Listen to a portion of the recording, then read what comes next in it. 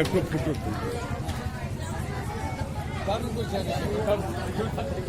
আপনাকে পাঠিয়ে দেবো ভিডিওটা হয়ে গেছে।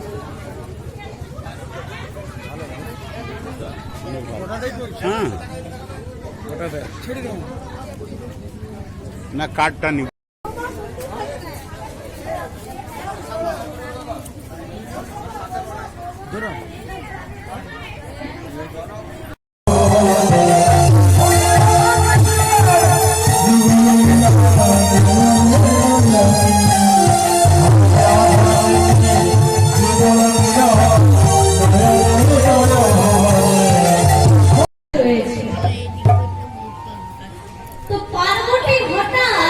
মহাদেবকে জিজ্ঞেস করছেন, স্বামী আমি শুনেছি জগতের সর্বশ্রেষ্ঠ লীলা রাসলীলা, যেটি আপনি ছাড়া এই ত্রিভুবনে কেউ জানে না। তো আমি তো আপনার অর্ধাঙ্গিনী, আর আমি তো কোনোদিন আপনার কাছে কিছু চাইনি। তাই আমি যখন জানতে পেরেছি যে রাজতত্ত্বটি আপনি জানেন, আমার খুব শুনতে ইচ্ছে করছে। স্বামী দয়া করে একেবারে তত্ত্বটি আমাকে শ্রবণ করুন। মহাদেব বললেন, পার্বতী তুমি সত্য কথাই বলেছ। স্বামী স্ত্রীর মধ্যে কোনো গোপন কথা থাকা ঠিক নয়। আমি রাজতত্ত্ব জানি আর তুমি জানবে না, এটা তো ঠিক নয়। তবে বলবো কেমন করে? কারণ রাজতত্ত্ব হলো বড় বড় গোপন তত্ত্ব, যেটা সবাইকে শোনানো যায় না। এখানে আমি তোমায় রাজতত্ত্ব বলবো, যদি অন্য কেউ শুনে ফেলে তাহলে পাওয়া যাবে। তো শুনবে যখন এসব কাছে বসে। মাগো ভোলানাথ কি বললেন? পার্বতীকে কোলে বসালেন। পার্বতী মনে মনে চিন্তা করছে, বাবা আজ কি হয়েছে? সূর্য কোথা থেকে উঠেছে? যেই স্বামী সারাদিন শুধু কৃষ্ণ নামে ভগবত নামে ডুবে থাকে, আমার থেকে খেয়ালই করে না, সে আবার আজকে আমার কোলে বসিয়েছে। পরম সৌভাগ্য। এবার মহাদেব রাজতত্ত্ব বর্ণনা শুরু করলেন। মহাদেবের নাম হলো পঞ্চানন, পাঁচটি মুখ, পাঁচটি মুখে রাজতত্ত্ব বর্ণনা করছে। পার্বতী শুনছে। এবার রাজতত্ত্ব বর্ণনা করতে করতে করতে করতে একসময় কি হয়েছে, মা পার্বতীর খুব ঘুম পেয়ে গেছে। কিন্তু সেখান থেকে যদি উঠে চলে যায়, মহাদেবের অপমান করা হবে। কারণ সে নিজেই মহাদেবকে বলেছিল যে স্বামী আমি আপনার কাছে রাজতত্ত্ব শ্রবণ করতে চাই। তাই আমি যদি এখন উঠে যাই তাহলে মহাদেবের অপমান করা হবে। তাই পার্বতী কি করেছে মা? না দেখছে এর থেকে ভালো জায়গা আর পাবো না, মহাদেবের কোলটিতে ঘুমিয়ে পড়েছে। আর ভোলানাথ আমার এমন মন ভোলা, গল্পটা বলতে বলতে পার্বতী যে কখন ঘুমিয়ে পড়েছে কোনো তালই নেই। পার্বতী ঘুমিয়ে পড়েছে। এদিকে মহাদেব গল্প বলার আগে পার্বতীকে বলেছিল, শোনো পার্বতী, তুমি শুনছো কিনা সেটা আমি জানতে হবে। তাই তুমি রাজতত্ত্ব যখন বলবো তখন মাঝে মাঝে তুমি আমায় হ্যাঁ বলবে। মাগো ছোটবেলায় যখন আমরা দাদু ঠাকুমার কাছে গল্প শুনি রাত্রিবেলা, তখন বলে যে মাঝে মাঝে হ্যাঁ বলবি। মানে হ্যাঁ বন্ধ হয়ে গেলে ঠাকুমা আমার জেনে যাবে যে নাতি আমার ঘুমিয়ে পড়েছে, আর মনে লাগবে। তাই মহাদেব পার্বতীকে বলেছিলেন যে তুমি মাঝে মাঝে আমায় হ্যাঁ বলবে। হ্যাঁ বলতে বলতে পার্বতী ঘুমিয়ে পড়েছে। তাহলে হ্যাঁটা বলবে কে? যদি হ্যাঁ না বলে তাহলে তো মহাদেব বুঝে যেত যে পার্বতী ঘুমিয়ে পড়েছে। কিন্তু বুঝতে পারলো না কেন?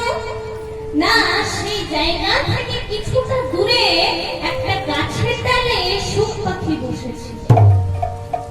তো পার্বতী যখন ঘুমিয়ে পড়েছে, সেই সুখ পাখিটা পার্বতীর কণ্ঠস্বর ঠাকুর করে কি বলছে, হ্যাঁ স্বামী ভালো লাগছে স্বামী, আরো বলুন স্বামী, আরো বলুন। আর মহাদেব বলেই যাচ্ছে। এই করতে করতে যখন গল্প প্রায় শেষ হতে চললো, সেই সময় মহাদেব লক্ষ্য করলে সর্বনাশ, পার্বতী তো ঘুমিয়ে পড়েছে। তাহলে এতক্ষণ ধরে যে আমি রাজতত্ত্ব বর্ণনা করলাম সেটা শুনলো কে? সর্বনাশ, কে শুনেছে? দেখছি কিছুটা দূরে গাছের ডালে বসে রয়েছে শুক্লা। মহাদেবের জানতে দেরি হলো না যে শুক্লাকে পার্বতীর কণ্ঠস্বর নকল করে এতক্ষণ ধরে হ্যাঁ বলে যাচ্ছে। মহাদেব কি করলেন? ক্রুদ্ধ হয়ে গেলেন। ক্রুদ্ধ হয়ে নিজের ত্রিশূলটি হাতে নিয়ে যেই না ত্রিশূল নিক্ষেপ করলেন, শুক পাখি উড়তে শুরু করলো। শুক পাখি যাচ্ছে আকাশে উড়তে উড়তে, আর পেছনে যাচ্ছে কে? ভোলানাথের ত্রিশূল। গল্পের আস্বাদনটা দেখুন না। সেই সময় এক মুনি স্ত্রী, নাম হলো বিটিকা, কি করছে না আঙ্গিনায় বসেছে। আঙ্গিনায় বসে মাথার চুলগুলো ভেজা ছিল, তাই একটা গামছা দিয়ে চুলগুলো ঝাড়ছে। যে ঝাড়ছে, শুক পাখি উড়তে উড়তে উড়তে উড়তে জায়গা খুঁজছে কোথায় রাখবো। তা দেখেছে ওই যে বিটিকা চুল ঝাড়ছিল। তা বিটিকা যখন চুলটা ঝাড়ছে তখন তার মুখটা হা হয়ে আছে। তা শুক পাখি দেখলো এর থেকে ভালো জায়গা আমি কোথাও পাবো না। কি করেছে? দিল বিটিকার মুখে প্রবেশ করে, প্রবেশ করে গর্ভে প্রবেশ করলো। সেই শুক পাখিটি 16 বছর, মতান্তরে 18 বছর পর ধরার ধারে অবতীর্ণ হলেন, যার নাম হলো সুখদেব গোস্বামী। তাহলে গল্পটা বলছিলেন মহাদেব কাকে? মহাদেব কাকে বলছিলেন গল্পটা? পার্বতীকে। আর শুনলো কে? ওই শুক পাখি। তাহলে শুক পাখি তো রাজতত্ত্ব জেনে গেল, রাজতত্ত্ব বলার লোক হয়ে গেল। এবার বলবে কাকে? কাকে বললো না, একদিন এক বনে রাজা পরীক্ষিত শিকার করতে গিয়েছিলেন বা মৃগয়া করতে গিয়েছিলেন। শিকার করতে গিয়েছেন গরমের দিনে। বনে ঘুরতে ঘুরতে ঘুরতে ঘুরতে পরীক্ষিত রাজা ক্লান্ত হয়ে পড়লেন। এবার যেই না ক্লান্ত হয়ে পড়লেন, জল খুঁজছেন, পিপাসা পেয়েছে। বনে ঘুরতে ঘুরতে কোথাও জল পেলেন না। অবশেষে দেখলেন এক গাছের নিচে বসে আছেন শ্রমিক মুনি।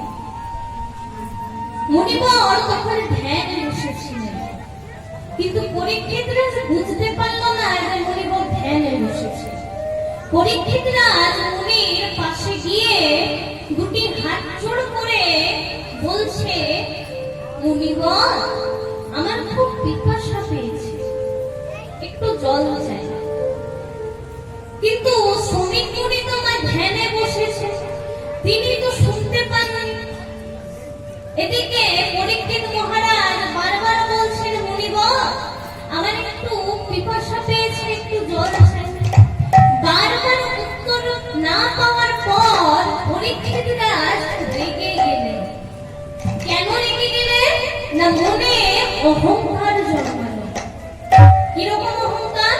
না মনে মনে ভাবছে, বাবা আমি বললাম কিনা এক রাজা, আমাকে সেবা দেওয়ার জন্য লোকে বসে থাকে, আর এই মুনিবরের কাছে এতক্ষণ ধরে আমি জল চাইছি, একটু জল দিচ্ছে না।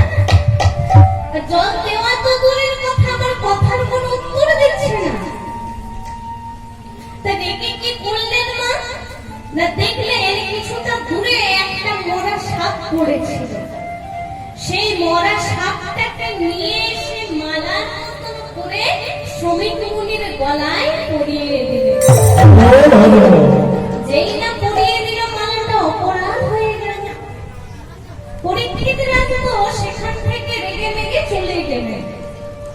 এবার যখন চলে গেলেন সেখানে এলো কে?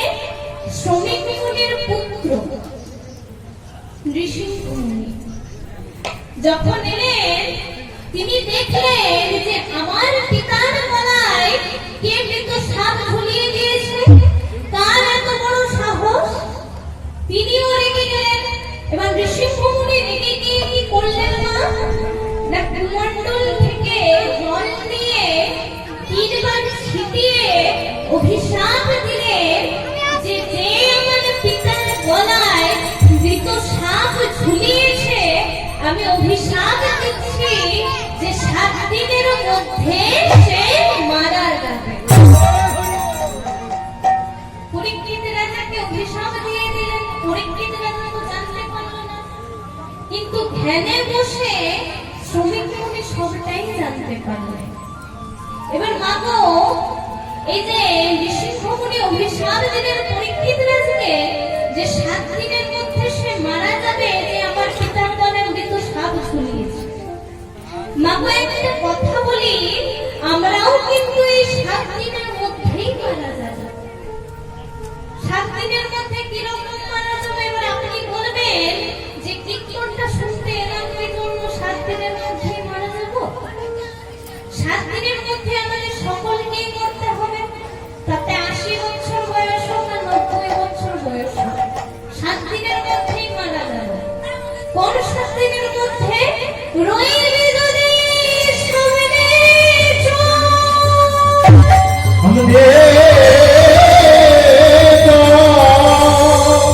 তাহলে তোর মঙ্গল হবে।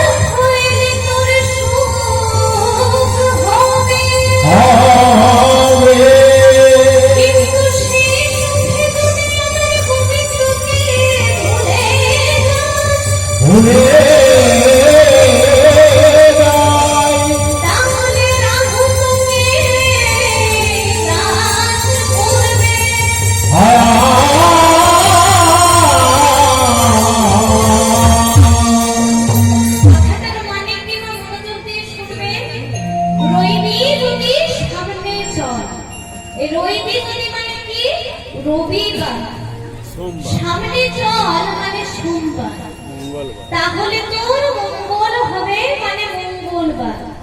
মঙ্গল হলে তোর বুদ্ধি বাড়বে মানে বুধবার।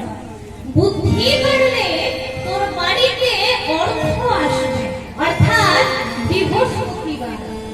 অর্থ এলে তোর সুখ হবে অর্থাৎ শুক্রবার।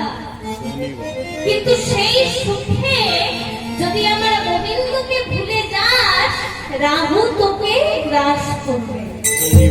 অর্থাৎ কি না, রাহু মানে হলো শনি, শনিবার। তাই আমাদের যত বছর বয়সে মরতে হোক না কেন এই 7টা দিনের মধ্যে, 7টা বারের মধ্যে যে কোনো একটা বারে আমরা মারা যাব। তাই আমরা সকলে ওই 7 দিনের মধ্যেই মারা যাব। তা পরীক্ষিত রাজাকে তো অভিশাপ দিলেন ঋষিঙ্খ মুনি যে আপনি 7 দিনের মধ্যে মারা যাবেন। এবার শ্রমিক মুনি ধ্যানে বসে সব কিছুই জানতে পারলেন। ধ্যান থেকে উঠে ঋষিঙ্খ মুনিকে বলছেন, বাবা তুই কি কাজ করলি? তুই মুনি হয়ে রাজা পরীক্ষিতকে অভিশাপ দিলি।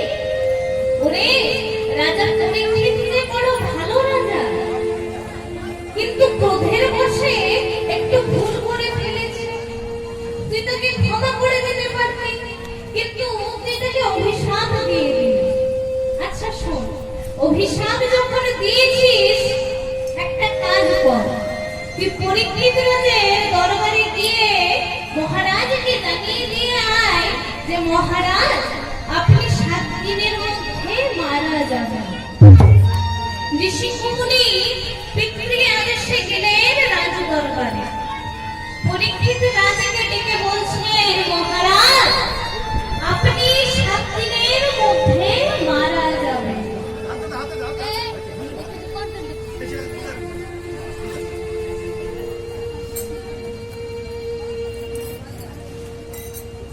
বলছে আপনি 7 দিনের মধ্যে মারা যাবেন। যেই নামা বলেছে আপনি 7 দিনের মধ্যে মারা যাবেন, মহারাজ পরীক্ষিত উত্তম নৃত্য শুরু করলেন। যেনা উৎকণ্ঠ নৃত্য শুরু করেছে, ঋষিঙ্গ মুনি মনে মনে কি ভাবছে, মৃত্যু সংবাদ শুনে হয়তো এর মাথাটাই খারাপ হয়ে গেল, তাই মৃত্যু সংবাদ শুনে নাচতে শুরু করে দিলেন। এদিকে মহারাজ পরীক্ষিত বলছেন, ওগো আমার মাথা খারাপ হয়নি, জানো কেন আমি নাচতে শুরু করলাম? কারণ এই সংসারে এত ভাগ্যবান কে আছে যে নিজের মৃত্যুর দিনটা নিজেই জানতে পায়? এমন ভাগ্যবান কেউ নেই। আপনি আমায় কৃপা করে বলে দিয়েছেন যে আমি 7 দিনের মধ্যে মারা যাব, কিন্তু আমি তো অপরাধ করেছি। মুনির গলায় মৃত্যু সাপ ঝুলিয়ে দিয়ে আমি মহাপাপ করেছি। আপনি আমায় বলে দিন আমি কি করলে আমার পাপের প্রায়শ্চিত্ত হবে। ঋষি মুনি বললেন, মহারাজ এই পাপের থেকে মুক্তি পেতে গেলে আপনার হাতে যে 7 দিন আছে, সেই 7 দিন আপনাকে ভাগবত তত্ত্ব আস্বাদন করতে হবে। এবার হরিদ্বারের যে হরিদ্বারের ঘাটটা আছে, সেখানে 7 দিন সুখদেব গোস্বামী মহারাজ পরীক্ষিতকে ভাগবত তত্ত্ব শ্রবণ করালেন। তাহলে ভাগবত তত্ত্ব জানতো ওই একজন, কে প্রচার করলো? সুখদেব গোস্বামী। আর শুনেও ছিল ওই একজন, তিনি কে? মহারাজ পরীক্ষিত। এবং 7ম দিনে যেই তত্ত্বটি শ্রবণ করেছিলেন, আস্বাদন করেছিলেন মহারাজ পরীক্ষিত, সেটি আজ এখানে রাজতত্ত্ব হিসেবে আমরা শ্রবণ করব।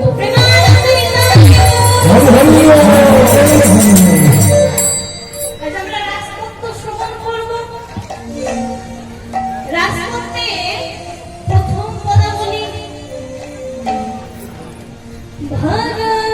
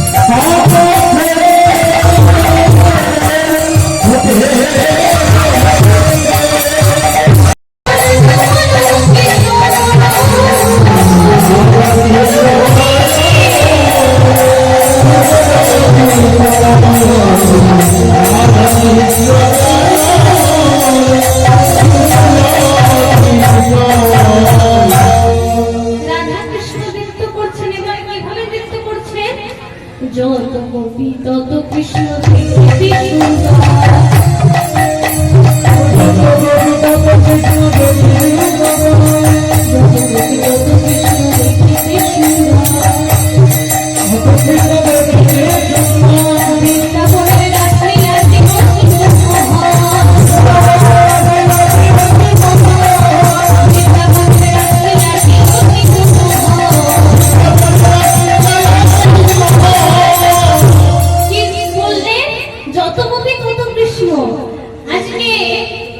গোপীরা যতজন রয়েছিলেন, শ্রীকৃষ্ণ ততগুলো ভাগে নিজেকে ভাগ করলেন, বিস্তার করলেন। এরকম যত গোপী তত কৃষ্ণ, যতগুলো গোপী ছিল ততগুলি কৃষ্ণ এলো এবং সকল গোপীতে এবং কৃষ্ণতে নৃত্য পরিবেশন করছে। সকলে মিলে নৃত্য করছেন এবং সকলে একটা গোল বানিয়ে নৃত্য করছেন, তার মাঝে রাধা কৃষ্ণ যুগলে নৃত্য করছে। রাধা কৃষ্ণ নৃত্য করছেন কিভাবে নৃত্য করছেন? সকলে মিলে একসাথে নৃত্য করছেন। এখানে রাসলীলাটার সমাপ্ত হবে। সকলে মিলে একবার প্রেমানন্দে নিতাই গৌর।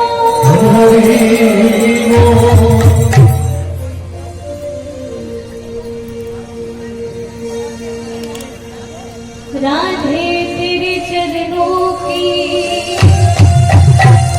धूल जो मिट जाए, सच कहती हूँ राधे मेरी जन्म सफल हो।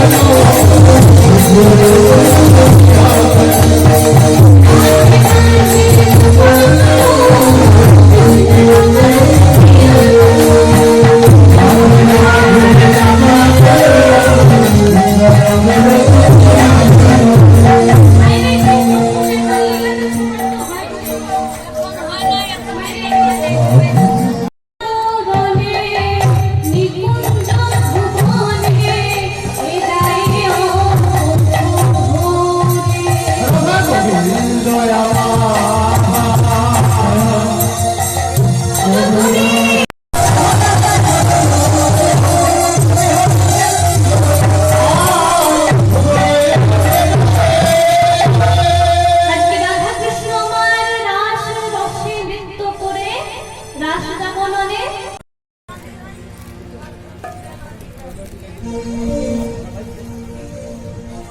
এবার সকলে মিলে নবদ্বীপ থেকে বৃন্দাবনে এলাম। প্রথমে বৃন্দাবনের একটি ভজন গাইব, তারপর লীলায় প্রবেশ করব।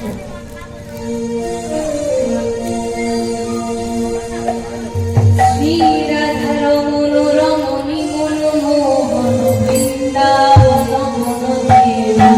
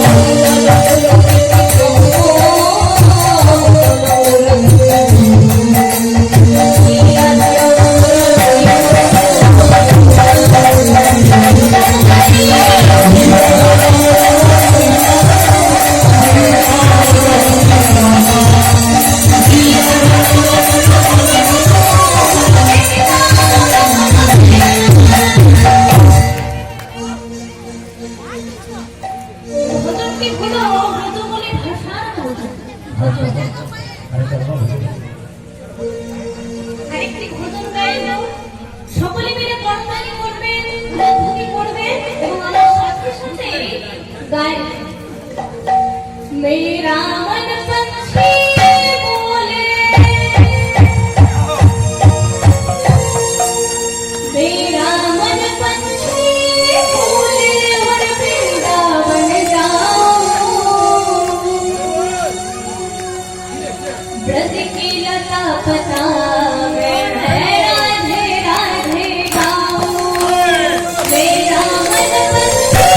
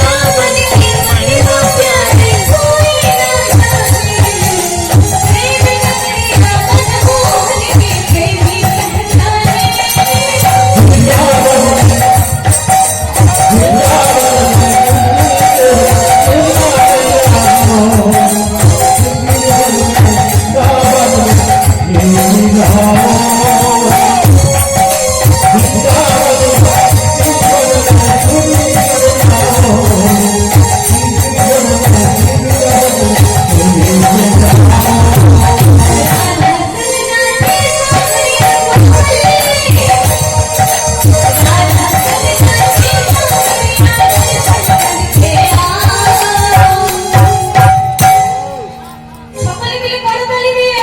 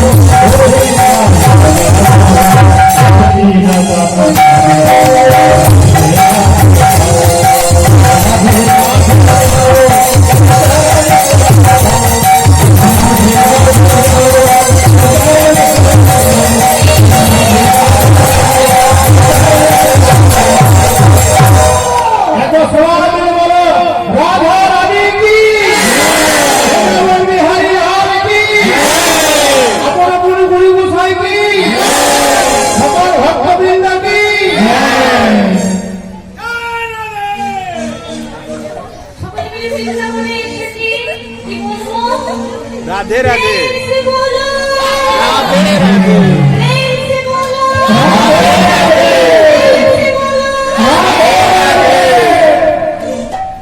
বৃন্দাবনে এসেছি আজকে লীলার বিষয় কি মা রাসলীলা এই যে রাসলীলা রাস কথাটির অর্থ কি রয়ে আকার হলো জীবাত্মা আর দন্তস্ব হলো পরমাত্মা জীবাত্মা পরম আত্মার পূর্ণ মিলন হলো রাস ভগবান ভক্তের পূর্ণ মিলন হলো রাস রাধা গোবিন্দের পূর্ণ মিলন হলো রাস এই রাসতত্ত্বের শুরু কোথা থেকে সেটা জানতে হবে মায়েরা মনোযোগ দিয়ে শ্রবণ করবেন খুব সুন্দর গল্প একদিন হিমালয়ে মানে কৈলাসে